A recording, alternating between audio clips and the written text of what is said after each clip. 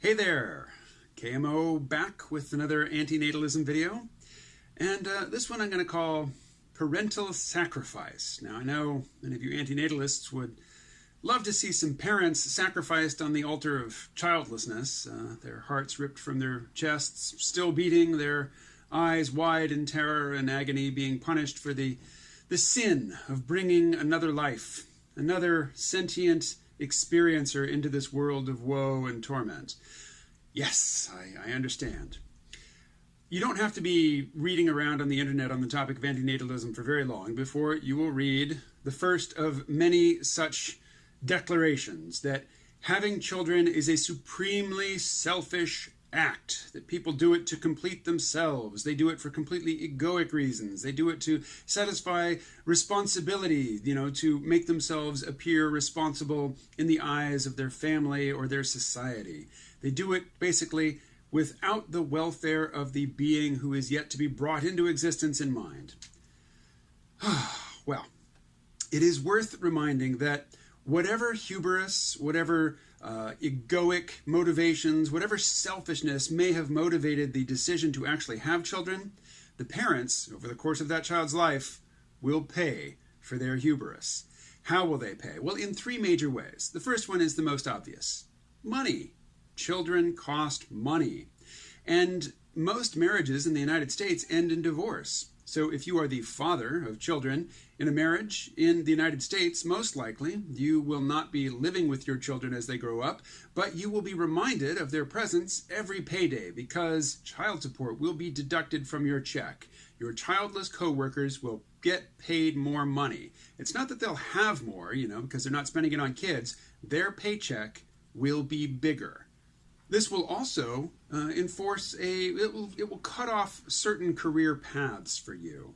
When you are young and childless, or if you're middle-aged or old and childless, if you don't have a lot of material possessions, if you don't have a lot of attachments, if you're not, say, living in some ancestral home, or basically you don't own a home at all, you're renting an apartment, you can basically move to the other side of the country or the other side of the world at the drop of a hat if you don't have people depending on you and your ability to provide them with a stable living environment.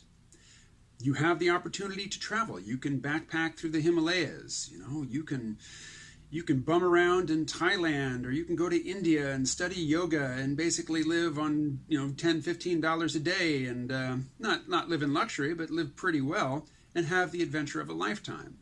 Not so easy with children. And this coming from somebody who traveled in Thailand for a month with a 2-year-old.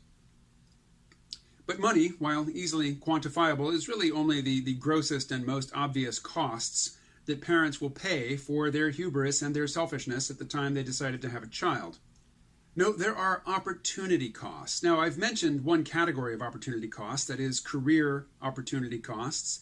And in part of that, in passing, I sort of gave you a preview of a big opportunity cost, and that is the opportunity cost of travel. Travel broadens the mind, as they say, and whether or not you take that at face value, it certainly makes you a different person. I've lived in Japan twice. I have traveled to Asia 5 times. Lived in Australia. I also lived in Alaska for a summer, working on fishing boats. Been to the Peruvian Amazon on several occasions. I'm a different person for having done all that, and most of that I did before my children were born.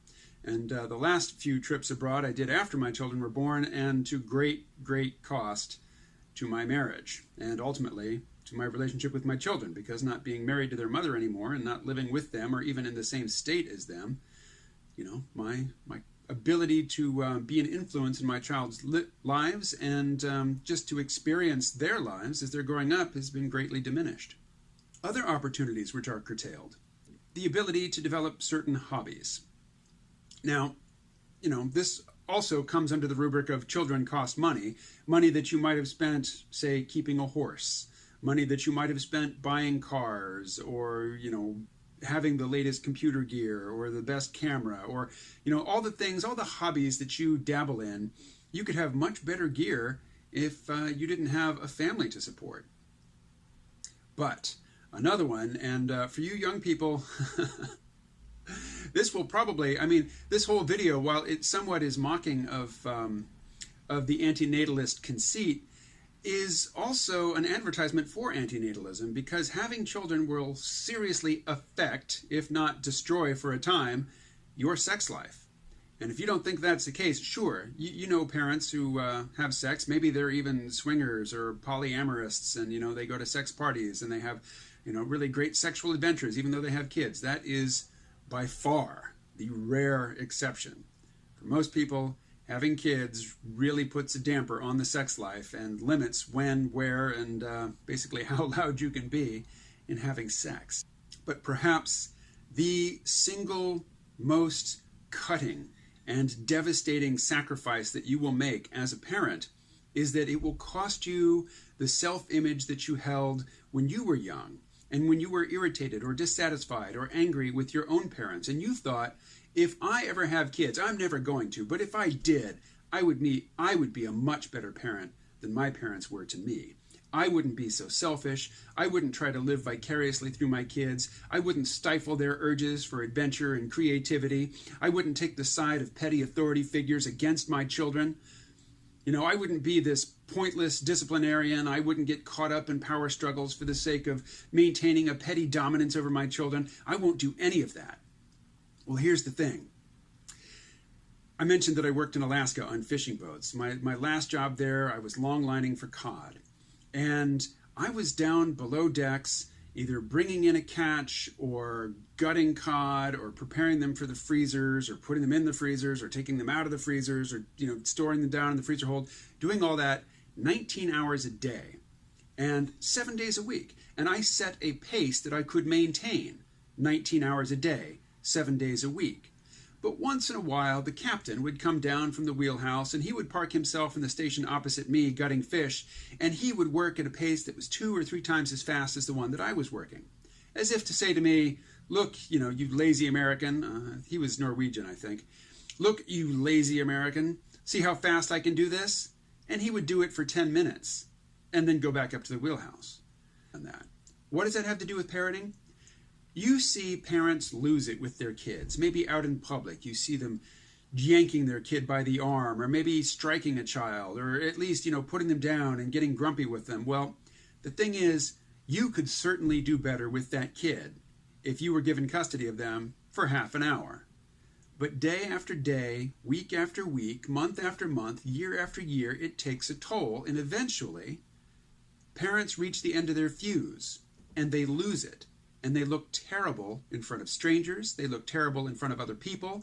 They look terrible to their kids. And most importantly, they look terrible to themselves once they've had a chance to reflect on what they've done. And they remember when they were young and childless and imagined what amazing parents they would be should they ever take the opportunity to become parents. That is what it costs to have children. And that is the revenge that the universe takes upon parents for the hubris of thinking that they could bring a new life into this world. All right. That's all. Thanks for listening. Talk to you again soon.